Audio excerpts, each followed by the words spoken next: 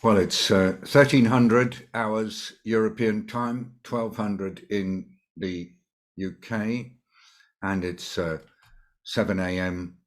in the Eastern time in the US, and it's considerably later in the Philippines. We've got a really international event for you today, and I'd like to welcome you all wherever you're joining from, and really thank you for sparing the time to be with us. This event marks the international launch of a briefing paper, and this is titled The Impact of Climate Change on Mental Health and Emotional Well-being, Current Evidence and Implications for Policy and Practice. This briefing paper has been produced by the Imperial College Institute of Global Health Innovation, as well as the Grantham Institute on Climate Change and the Environment, which is also based at Imperial. And the event will explore the latest evidence and the actions needed to address the mental health impacts of the climate crisis. We'll draw upon expertise from across healthcare, policy, and research, as well as from civil society from around the world. I'd just introduce myself to you briefly. I'm super lucky in that I'm co-director of the Institute for Global Health Innovation, which was very much involved in the development of this briefing paper. I'm also serving as strategic director of a Swiss-based social enterprise called 4SD, and this focuses on leadership for systems change. I serve as the World Health Organization Special Envoy on COVID-19. And in addition, I'm co-chair of the World Innovation Summit for Health Forum on climate change and health. Now, before we go into detail of the paper, we'd like to start with a quick poll so you can see who else is in your virtual room. And we'd like you to take a few seconds to answer two questions that should be appearing on your screen now. The questions are designed to get an idea of which sectors are represented at the event today. And we'd also like to get some understanding of how aware you are of ways in which climate change can impact on people's mental well-being. So if you'd like to fill in the poll, that would be great. I'll do it myself as well. See how long it takes me. It's always difficult to decide which sector you're from, but I think that it's helpful if you can be as close as possible. And then I'm going to enjoy looking at your responses on your level of awareness. Now, while you're just finishing that, I'm just going to talk a little bit about how we're going to run this event. First thing is it's being recorded. Now that's quite simply because we want to make sure that others can access it, especially if they're unable to join at this time today.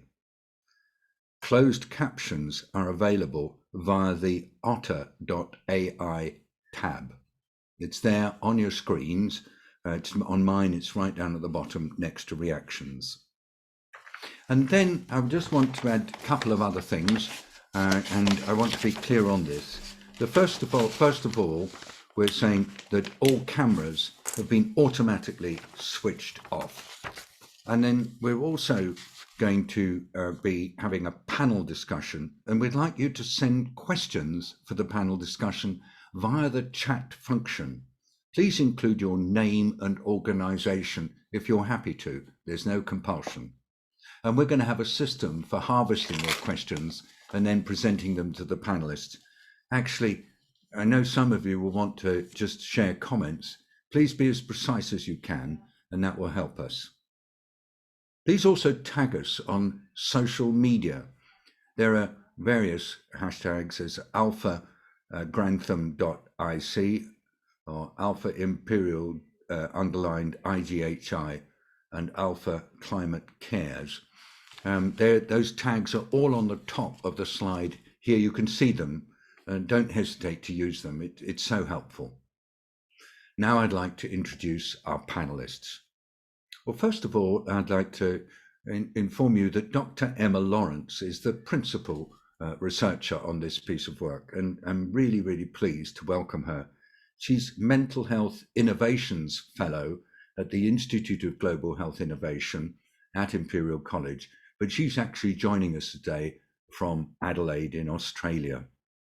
Then we have Dr. Katie Hayes, Senior Policy Analyst on Climate Change and Innovation for Health Canada, and she's joining us from north of Toronto in Canada. Senna Salcedo is a mental health first responder at the St. Arnold Centre for Integral Development in the Philippines. She's joining us from Quezon, just close to Manila. And then we have Clover Hogan, founder and executive director of Force of Nature, which operates internationally. Clover is joining us from London. We've joined by Jennifer Uchendo. Jennifer is someone I've worked with for many years. She's founder of Susti Vibes in Nigeria, and Jennifer joins us from Lagos. And then Dr. Gary Belkin is with us, founder of Billion Minds Institute and visiting scientist at the Harvard School of Public Health. And Gary joins us from New York. So you can see we have a truly international panel. Now let's go to the poll results. Let's see what they say. Are they going to come up? Here they are. What sector are you from? Well, we have 137 participants here today. 33% of us are from research. 15% of us are active in healthcare. 8% have roles in policy and government. 16% are from community organisations and civil society. 10%, 1 in 10, from business or industry. 2% are funders or involved in philanthropy. And then we have 15% who could not categorise themselves. That's not bad. I'm glad that we were able to provide categories that were meaningful to 85% of you. Now we come to this very interesting question. What's your level of awareness? 13%, you know a lot. 31%, know a fair amount. I was in that category. 44%, you know a little. Probably that's where we all should be, because the whole thing is we often don't know what we don't know. And then 12% have said, you know very little. Well, this is giving us the basis, and we hope that by the end of this event and the panel, that we'll all shift up a bit and be knowing a bit more. And now, it's a great moment. It's our wonderful panel. And as you can see from the timetable, our next part is actually to ask Dr. Emma Lawrence, the leader of this work, to present an overview of the briefing paper. And after she's introduced the paper, then we'll ask the panelists to give their reflections. I'll ask them a few prompting questions, and they'll give us their reactions, and then we'll come to you. And so, Dr. Lawrence, I'd like you now to give us the overview. You have the floor. Many thanks, David. It's a real pleasure to present today a brief overview of the interconnections between climate change and mental health, and some recommended responses from each sector, no matter which of those categories you picked. But first, I'm very happy to introduce Climate Cares, the climate change and mental health program behind this event, run by the Institute of Global Health Innovation and the Grantham Institute at Imperial College London. So we're a team of researchers, designers, policymakers and educators working to better understand and respond to the climate crisis and the mental health impacts therein. So climate change is increasingly recognised as a health emergency, with the health of people and planet intertwined. But compared with the physical health aspects, the mental health impacts have been relatively neglected, but as I'll discuss, are significant and will be increasingly widespread without action. It's important important to highlight that the relationship we're talking about here today is bidirectional. So not only does climate change impact mental health and emotional well-being, but also the way we think and feel about climate change, i.e. the way we respond psychologically and emotionally to the crisis, has a big impact on how we act and how we can respond to this challenge as a society. Vitally, there are also unappreciated common causes to some of the burden of both mental health needs and a changing climate that arise from the way our societies currently operate. So, for example, the negative impacts of air pollution. And this observation comes with a big opportunity, because by taking action on climate, this will have even bigger returns than currently predicted, both by reducing the mental health impacts, but also by creating societal changes that are themselves strongly associated with improved mental health and well-being. But unfortunately, at the moment, both the costs of inaction and the benefits of action are not being accounted for in policy and planning. And we know that both knowledge and awareness is relatively low. So as an illustration of this, you'll see on the left of the slide a search of academic journal database PubMed, where there was only 478 articles looking at both climate change and mental health in the last decade, as opposed to thousands on each topic individually. And similarly, a search of the New York Times, which we take as a metric of awareness, shows only 257 articles looking at climate change and mental health connections, whereas there are, again, thousands on each issue individually. So to respond to this and raise awareness that we hope will drive action, we're really pleased today to launch internationally the IGHI Grantham Institute briefing paper, The Impacts of Climate Change on Mental Health and Emotional Wellbeing, Current Evidence and Implications for Policy and Practice. This summarizes current evidence while providing recommendations for each sector to act.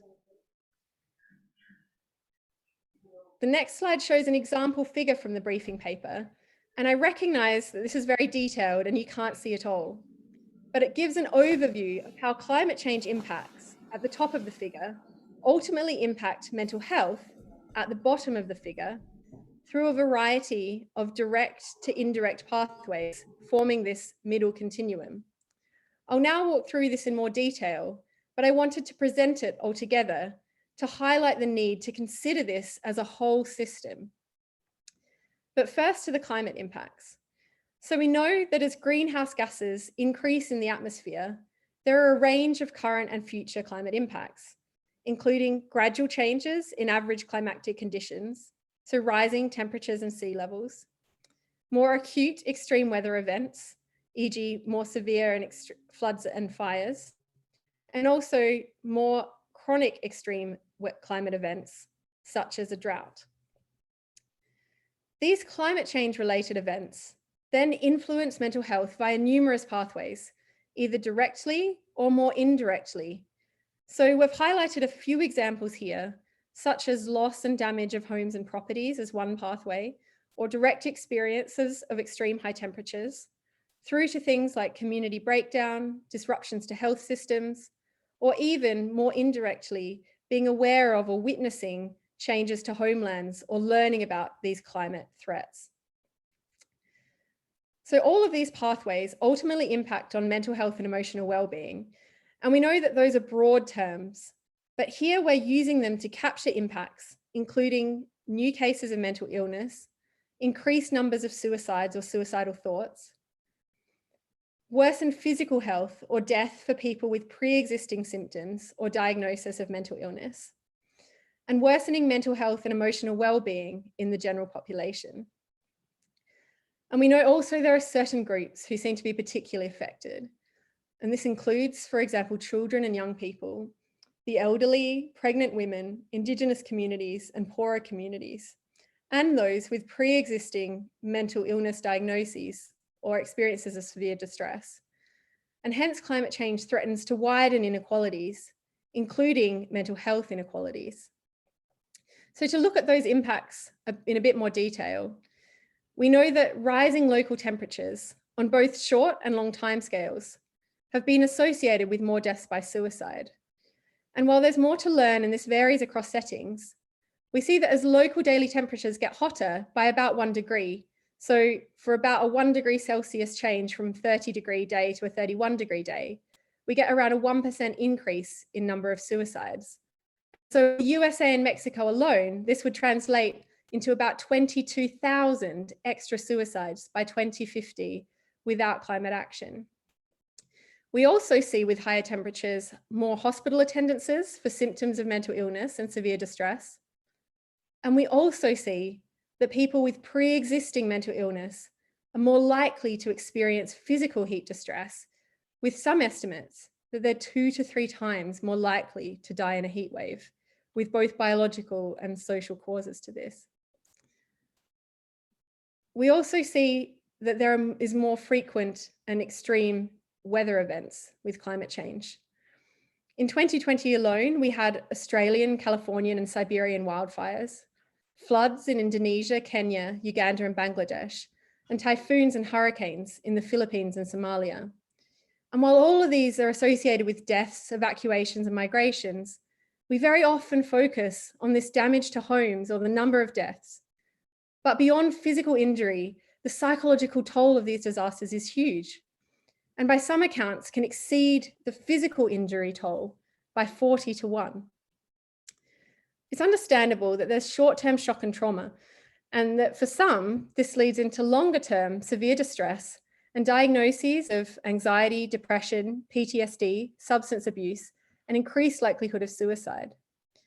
So we need timely support, both material support to return life to normal as soon as possible, and also ongoing community and mental health support to reduce the likelihood of impacts. We also see that even when people don't directly experience these climate impacts, just being aware of or witnessing these events, seeing natural landscapes change and the future way of life threatened, has a big psychological and emotional toll. And many people, particularly young people, and those whose livelihood or culture are strongly tied to the land, are feeling very strong emotions and distress, including grief and anxiety and guilt and anger. But it's important we don't pathologize these. And the new terms like eco-anxiety are not a new disorder, but we do need to understand how climate change is acting as a stressor and how we can support all of us individually and as societies to process these emotions in a healthy way and respond to the threat in a way that leads us and supports us in taking action. And this in itself can support well-being. But of course, there are issues of burnout. And for some, climate change and the perceived government inaction is so distressing that it's impacting their sleep and lives and having a huge ongoing psychological toll. So all of these impacts described must be taken into account in policy and planning across the board in health and public health systems and emergency responses across both climate and health policies. But the good news here is that there are not just costs of inaction of climate change on mental health. There are also benefits of climate action that we haven't properly accounted for. We see that individual action can have benefits, and government action can help relieve some of that distress associated with inaction in the face of the threat. But climate actions themselves that do things like increase active transport or promote natural flood defenses with increased biodiversity or reduced air pollution, these all have mental health wins. So there are opportunities here to reduce inequality and improve mental health while we mitigate and adapt to climate change. So we can move here from a vicious to a virtuous cycle with the right holistic approach. We need a systems level holistic response across all of our community systems to a systems level challenge. We need to bring together different sectors to work together and learn from good examples of change around the world. So to help with this as a first, or one of many helping in this space, we've highlighted recommendations for several sectors, including health system leaders and healthcare practitioners, policymakers, researchers and funders, and third sector and community organizations. And 2 recommendations were pulled out here from the report for all sectors to advocate for climate mitigation and adaptation that uses the mental health impacts as part of the rationale, and also for all sectors and organizations to consider facilitating or joining cross-sector, cross-organizational collaborations. We're also highlighting that health system leaders and practitioners can train healthcare workers to identify, manage, and speak out about these impacts. That policymakers can ensure that these co-benefits of climate action on mental health are adequately incorporated into cost-benefit calculations across both climate and mental health policies.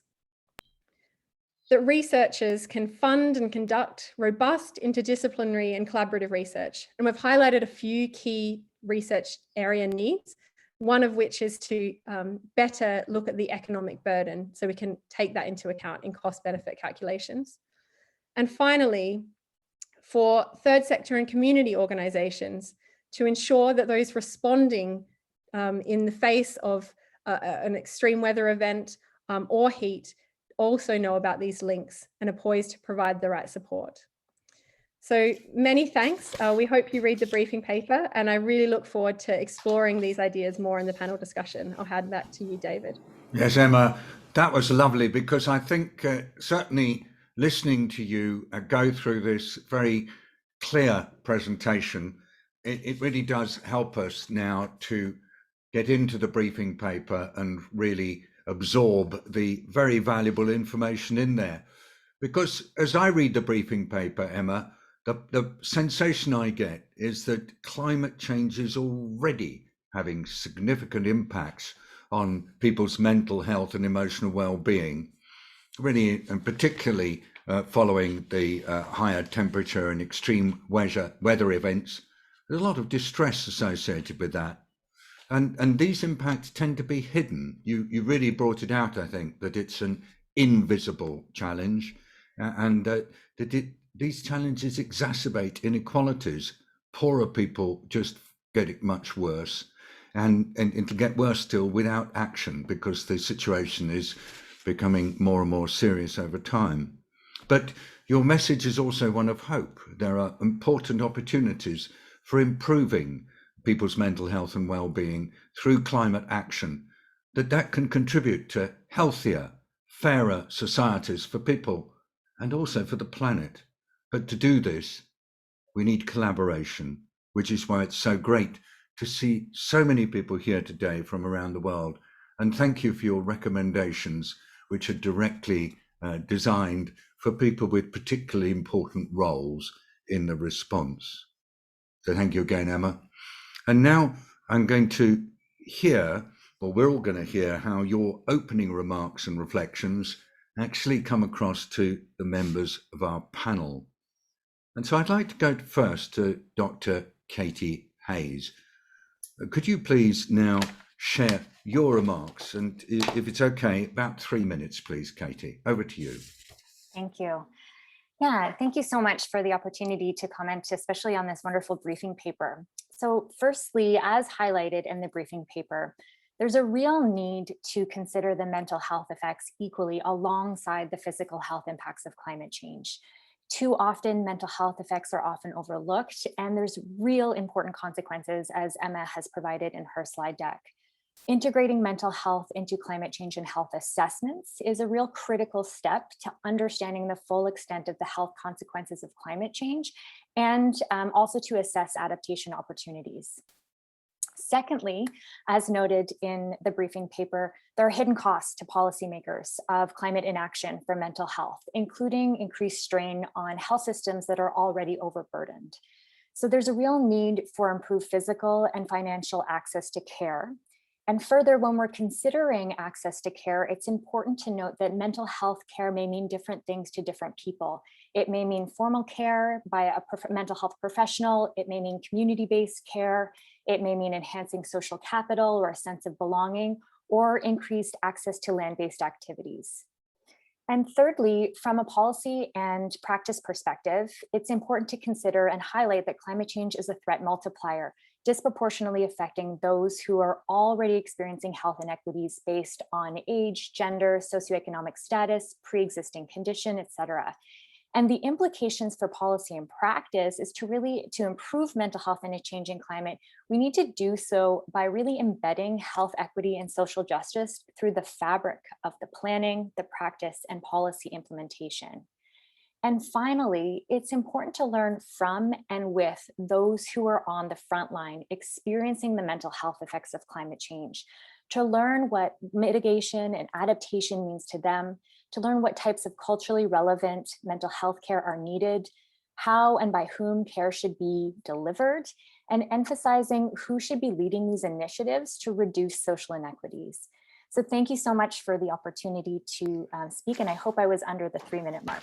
Thanks Not so only much. were you under the 3-minute mark, but thank you for your extraordinary clarity, and in particular for stressing how mental health needs to be equally considered alongside the physical health impacts of climate exchange as a parity of esteem, and in particular for focusing on the hidden costs of climate inaction for mental health, while the real value of appropriate targeted climate policies, especially with the way in which they can benefit both the individual mental health and the well-being of communities. Again, thank you, Katie, for your consistent leadership in this area. And now we'd like to move to Sena Salcedo, mental health first responder, as I said, from the Philippines. And Sena, you have 3 minutes starting now. Hi, hello everyone. I'm a psychologist and mental health first responder here in the Philippines. On our own capacity, we help individuals and community with mental health needs, usually after natural calamities. This paper is thought provoking. It gave me some chills resonating from horrible personal experiences from our country. I was scared by the data that it presents and hopeful that we can still do something about this. And now is the right time to take persuasive action for mitigation. Last year, in the middle of the night, I responded to an anxious client 30 kilometers away from my location who sent me photos of wounded wrist and a message of, I can't take this anymore. That time, Metro Manila is on lockdown due to COVID-19 pandemic. At the same time, rain starts to pour and 3 typhoons are on queue in the Philippine Sea. Lucky enough, I was able to contact my client's closest friends who lives nearby and ask them to see my client immediately. They got there on time and was able to save my client's life from imminent danger. There are stories like this which are not responded to, maybe forgotten or continue to suffer in silence. Philippines has always been a favorite place of catastrophic typhoons, causing floods that would last for months and years of devastation.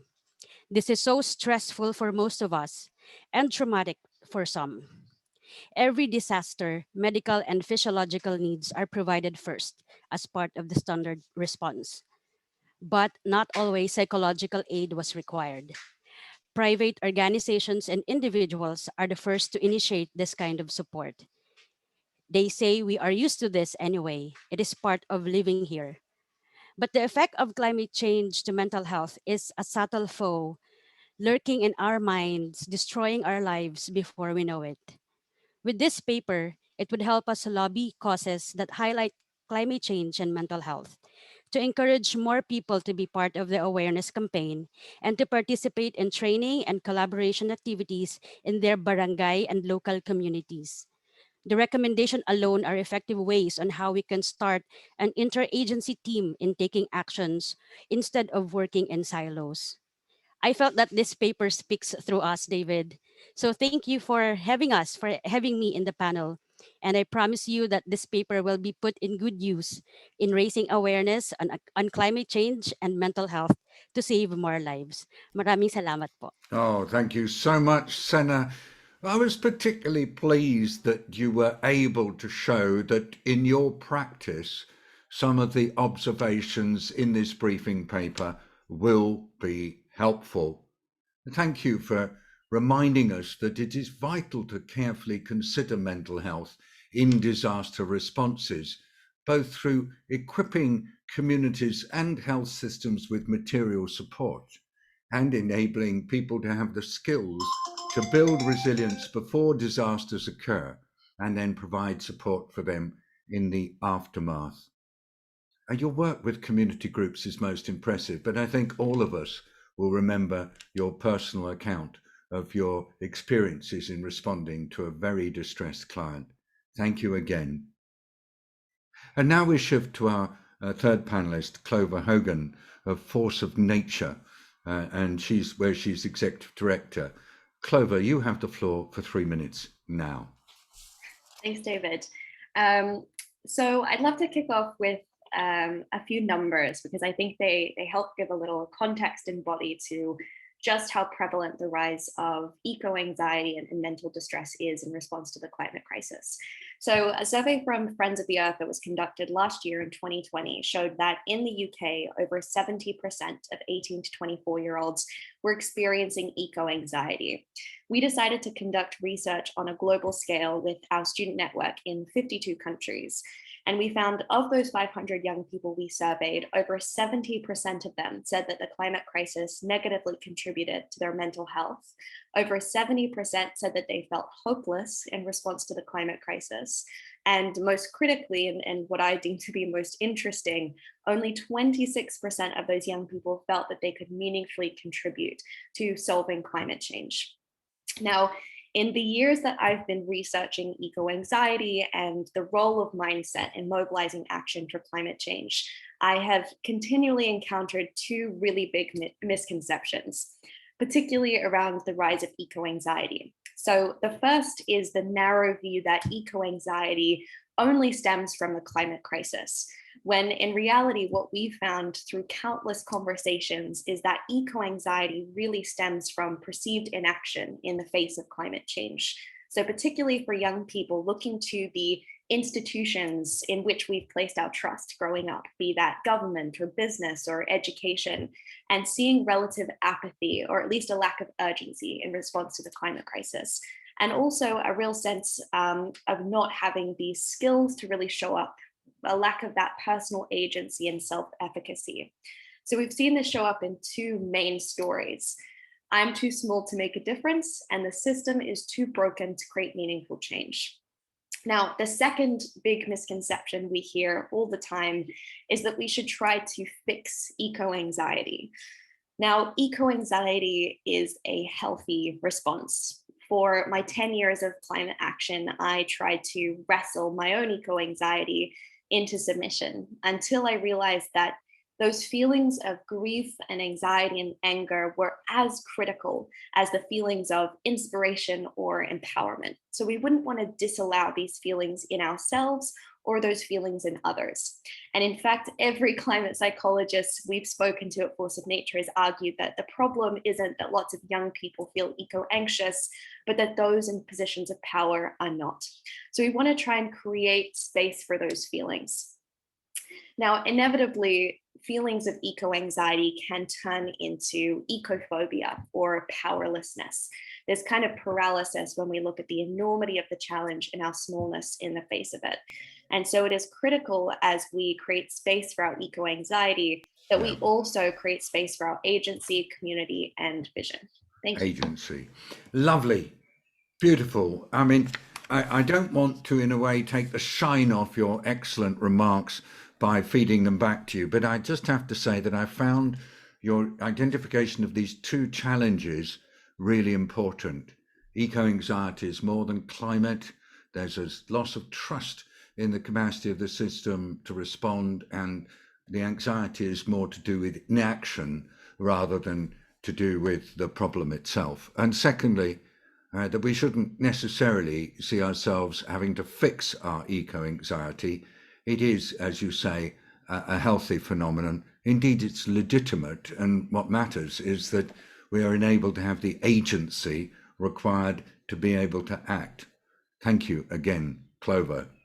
And now I'd like to go to Jennifer Uchendu, connecting from Lagos, founder of Susty Vibes. Jennifer, you have 3 minutes starting now. Delighted you're here. Thank you very much, David, and hi, everyone. Very, very pleased to be here connecting from Nigeria. In the past 2-3 years, I've sort of shifted my focus to this idea of the intersects between mental health and climate change.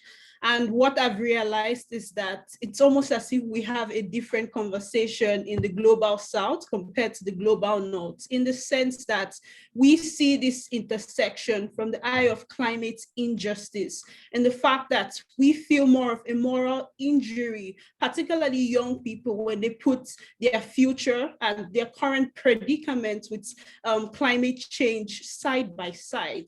You know, we feel that it's really unfair that young people have this burden of hope, you know, to make a change with climate action. But at the same time, we're left with the reality that this is what we have and this is where we have to push through.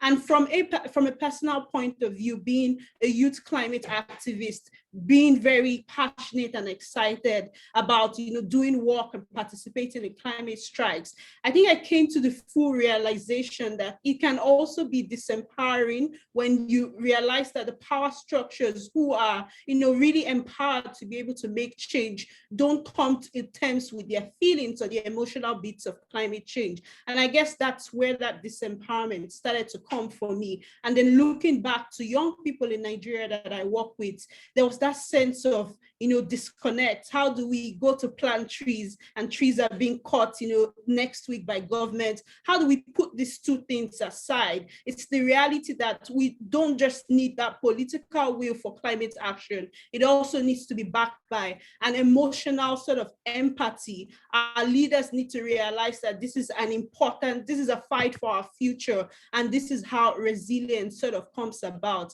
And sort of wrapping it up, I believe this is how we now need to move and live with climate change. This is what climate adaptation looks like, recognizing the significant impact of climate change to our mental health, particularly for children and young people, particularly for people who live in the global south, you know, vulnerable people who are the front lines of climate issues. And then just generally making space for conversations like this.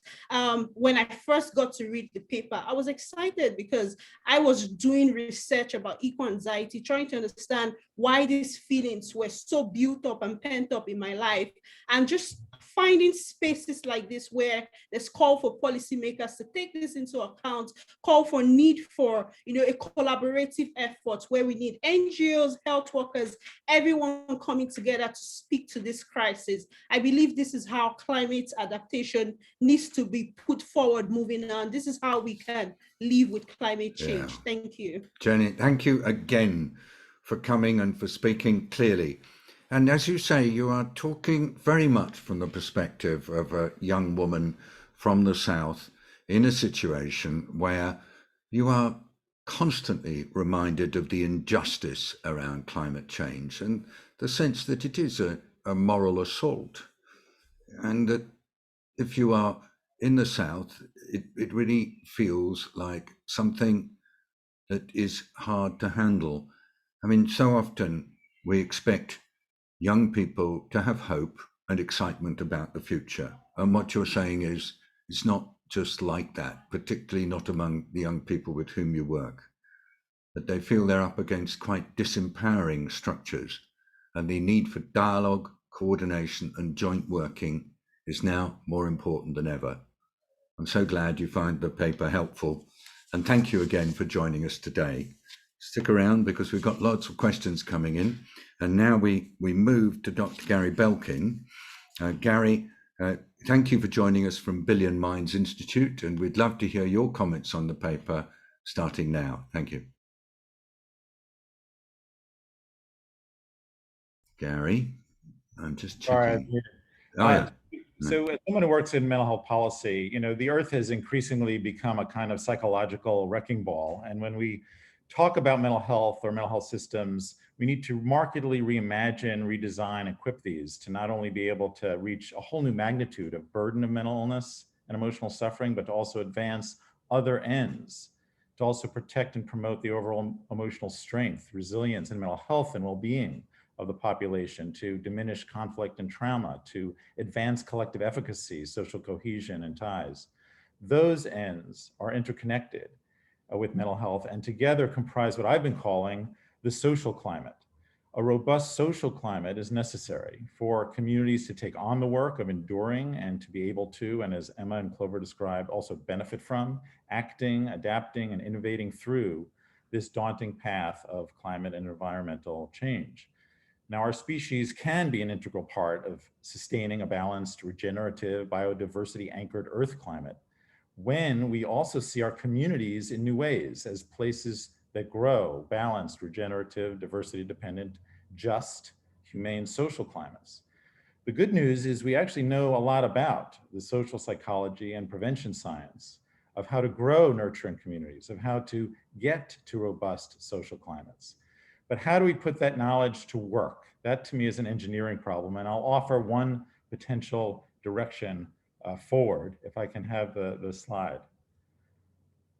When I was a deputy health commissioner for New York City, I led an effort called Thrive NYC that is depicted on this map, sought to democratize and disperse the task of a population approach to mental health by putting skills for everything from acute distress counseling to early promotion and prevention interventions in the hands of an array of community members and places, non-mental health people largely. This approach, often referred to as task sharing, I learned from the Global South and indebted to that experience. Each dot here is a geocoded space where that kind of work happened, whether by daycare center staff, clergy, teachers, job training counselors, parents, police officers. None of these places were mental health clinics or offices, but they did partner with mental health clinicians who now stepped into a new role to coach and build the skills and capacity of all these other people in places. And relocating and dispersing the work in this way also brought in other sectors as well and other agencies of city government, which are captured in the logos on the left. This re-engineering, this highly intersectional, participatory, empowering, and large scope and ground level physical footprint of the work of mental health in its full ambitious sense could be a sort of infrastructure to build on and help bolster the social climate. But we have to re-engineer our policies and our thinking and our connections to community to move that, to community and justice to move that forward. Gary, thank you. As you were talking, I was thinking just how relevant the re-engineered approach that you have been trying in New York City is for dealing with other issues that are affecting societies. For example, COVID.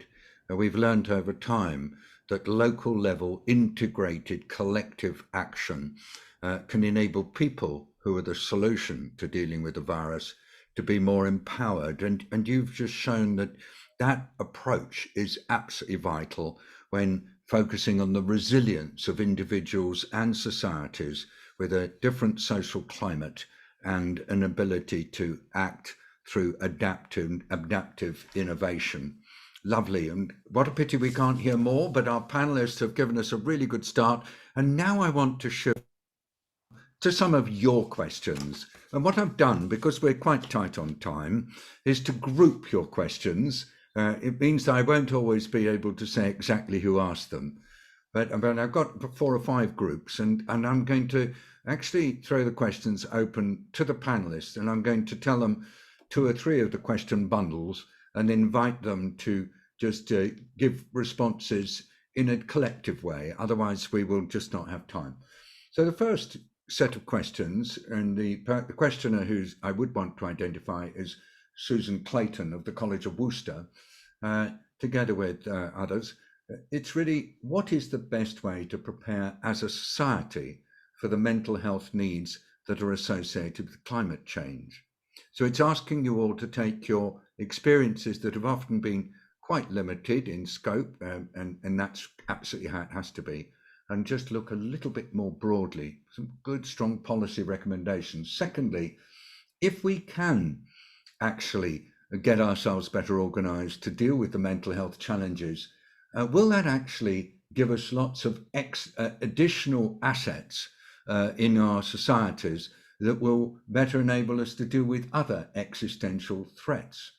And can we actually quantify the benefits of adaptation and resilience? And this comes from David Bracefield of Sunas Rehabilitation.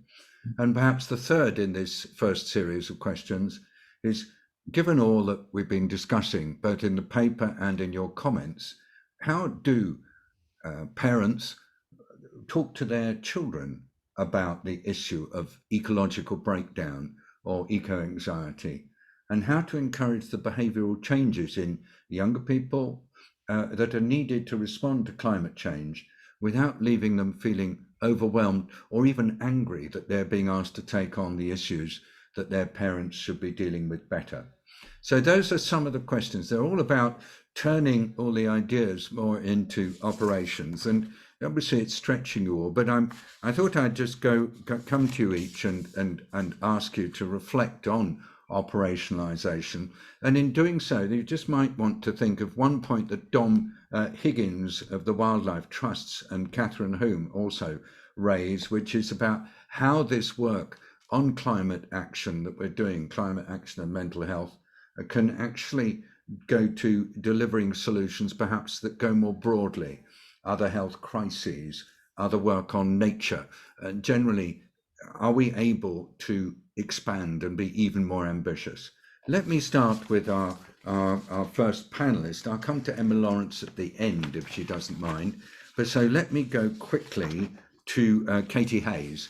The sort of questions that I've just given you, how do you react to them, please, Katie? A couple of minutes. Thank you. Yeah. In particular, Dr. Susan Clayton, hi Susan, your question about preparing society, I think that's a really important question. And my reaction really is, thinking about the health sector, which I work in, and from a policy perspective, is really making sure that our health professionals are trained and understand the health effects of climate change, physical health effects and the mental health effects. There was a recent study of International Federation students, medical students, and only 15% had been trained in the climate effects on health. So I think there's an important role for health professionals to play. So too, I think one of the key components in terms of supporting and building resilience is building health systems resilience that really considers mental health systems. And when we consider mental health systems, that's also the social infrastructure. And so really considering how that works together and how we as a society intend to build towards those things, and really thinking about some of the components Emma brought forward in terms of the co-benefits, really taking that lens of how we're looking at mitigation and adaptation that increase the co-benefits to our mental health and well-being. Thank you. Thank you very much, Katie, and very practical, and it seemed to have a lot of value, and at a national level particularly. Now, Senna, think a bit more about how you would like to see this sort of approach that you described so neatly, how you want to see it taken forward, turned into policy. Wave your magic wand a bit. Sure. Well, actually, in my opinion, since we are responding to the calamities, and we can definitely predict that we are receiving like an average of 20 typhoons per year, mental health responders should be part of the disaster team already. So we should not wait for like 3 months to respond after calamity. We should be an active part of that, so that in the policy, in the training, we're part of it, and on the assessment basically of the victims as well in the area, we can already know, or we can already assess what to do next.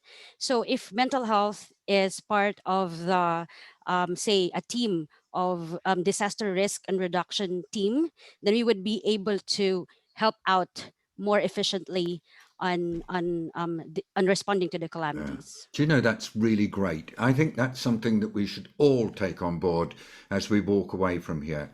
The mental health members must be not just in the team, but part of the first response efforts. Yes. Gosh, yes. Thank you.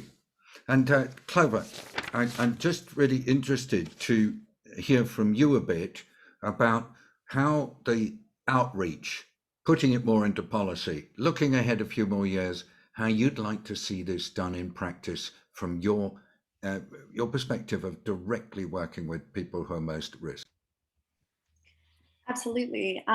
So I think as a starting point, why I love researching mental health and climate change is because it is inherently intersectional. And I think increasingly we appreciate that we can't afford to think about climate change in a silo. We have to look at the mental health impacts. We have to talk about the climate crisis as a social justice crisis. And equally, when we break down those silos, particularly in where conversation happens, we can see really powerful shifts. So a lot of the work that we do at Force of Nature is engaging with people in the ecosystem of power. So decision makers across business and policy and education. And what we found is that often when we ask business leaders, for example, why they're in a room, why they're talking about the climate crisis, it isn't because they read an IPCC report from the UN or because they read a doomsday article. It's always because their child came home to them at the end of the day and said, Mom, Dad, what are you doing about the climate crisis? And often from that vulnerability of experiencing that eco-anxiety. So I think focusing on the climate crisis through this lens is a really powerful way to mobilize action in unexpected places. And from my view, we want to see that change happen on a very intersectional level. Yeah. So we want to see it happening in the way that we teach climate change, right? It's not enough to just equip young people with the knowledge and research and facts.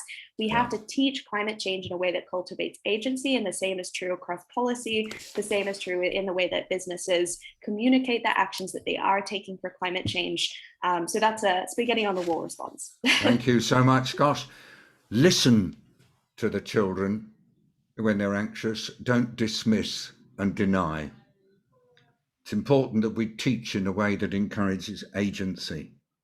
Stress the social justice implications of climate change, and don't be scared to engage in the power system. Thank you. Very valuable guidance.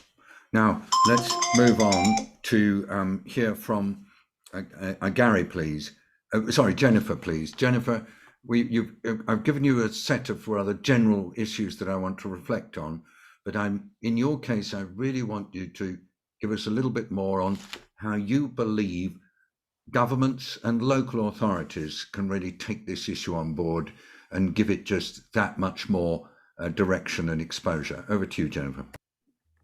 Thank you very much, David. And I mean, just to re-echo a lot of what Clover says, I mean, we look at this issue very much from a youth perspective, children and young people's perspective. It's that idea of, shifting power and the discourse, particularly, I mean, if we're talking about how climate change impacts our feelings, then we should be giving space to talk about those feelings and what solutions look like.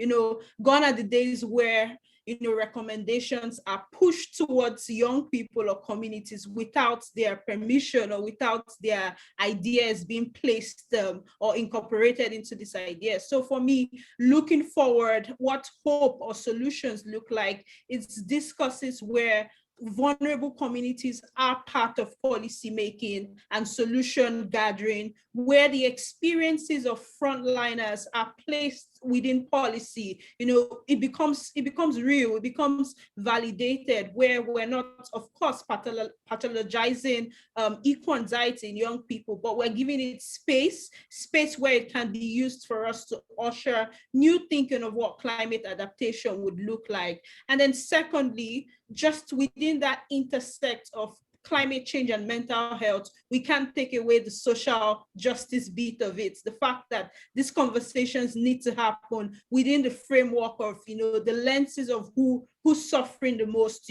how marginally displaced are people within the climate crisis, and then just bringing it all together where inclusion is really, really felt. That idea of inclusion has been missing for the longest. So inclusion for me would be a way forward where all voices matter and they're brought forward towards policy making. Thank you. So thank you so much, Jenny.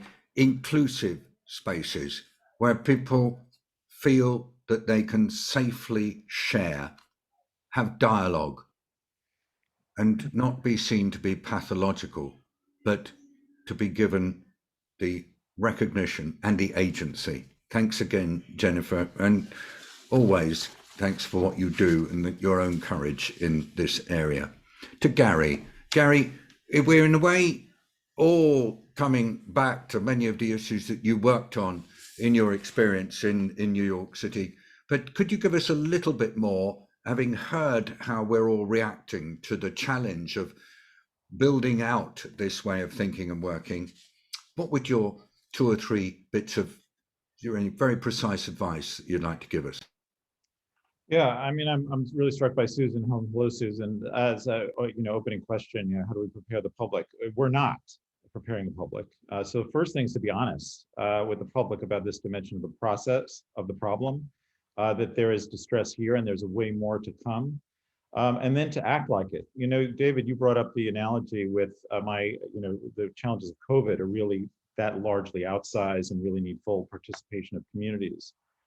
We haven't brought on that full participation, and we're not being honest about it. I mean, the US data is that 40% or more of US adults rule in on surveys for clinical depression and anxiety. We're not talking about that, and we're certainly not acting like we have our heads wrapped around that reality. So we have to respect people for the frontline workers that they are, especially in doing the work and doing the ground game of culture change and climate adaptation and emotional resilience and social resilience building. They're the workforce. And so we have to support them to be that workforce. And that means really changing our systems, how we engage communities, and see this as work that has to be place-based and address the moral injuries, as Jennifer put it, that drive disparities for a range of problems that we're empowering people to work on. Thanks very much indeed, Gary. Emma, I'm going to come to you. You've heard the panel, you presented your report, and I want to ask you, what are the things that you would like to be really leading on as you move forward with this? We haven't got a super long time, so it's your chance to really try to develop a summary, and then after you've spoken, then we'll terminate the session, end the session. Emma. Many thanks, David. I'll try and be brief. So we've heard that across all levels of all societies globally, we need to make sure that we're in adapting and mitigating to the effects of climate change, that we're considering mental health as a central part of that in policy and planning. And in order to do that, we need to raise awareness, which we hope today is part of. But I encourage you all, in whatever organization and sector you're in, to speak out. And we thank you so much for coming, and to read the briefing paper to learn more. And in terms of then how to take that awareness into action, what actions do we need across society? Well, we've heard some of those today, but we need to come together across organizations and sectors to really learn more, because there are good examples of practice, as Sina and Gary and Clover and Jennifer and Katie have all spoken to, that we can learn from, and the recommendations in the briefing paper. And we need to bring in the voices of those most affected, as well as the expertise across sectors as this systems level problem. And we need to target future research into key areas. So I encourage you all to speak out and hopefully to continue to work together. And I'll pass back to you, David. Thank you very much.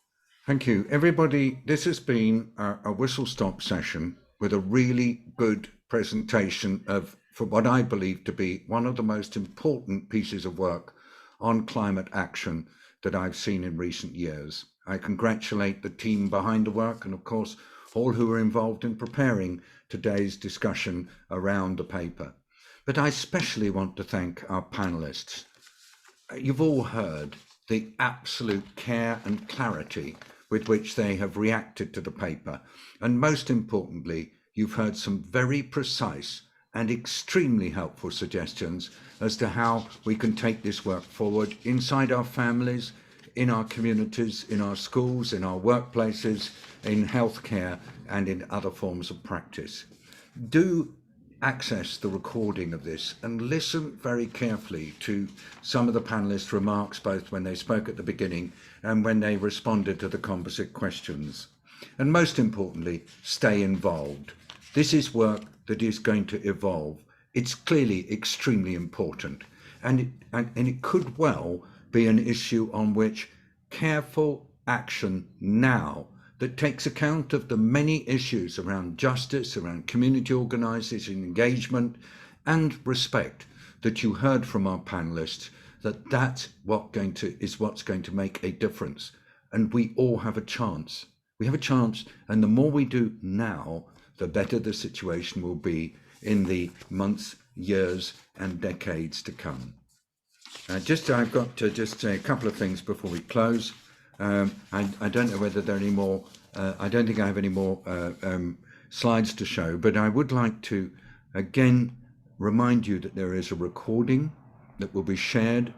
Please do check out the briefing paper, and please complete an evaluation form that's going to be made available to share your reflections on what you'd like us to do next.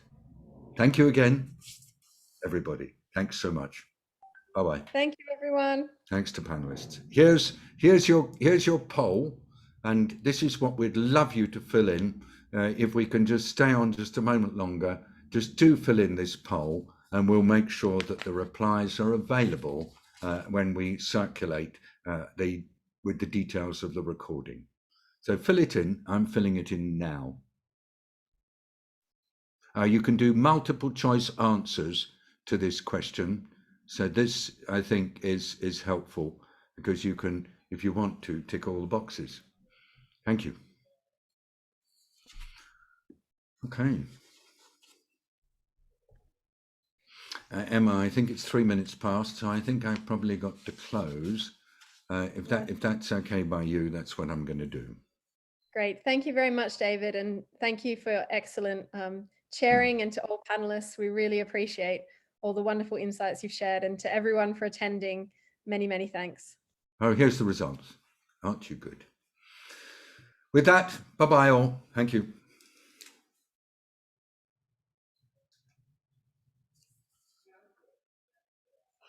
Very good.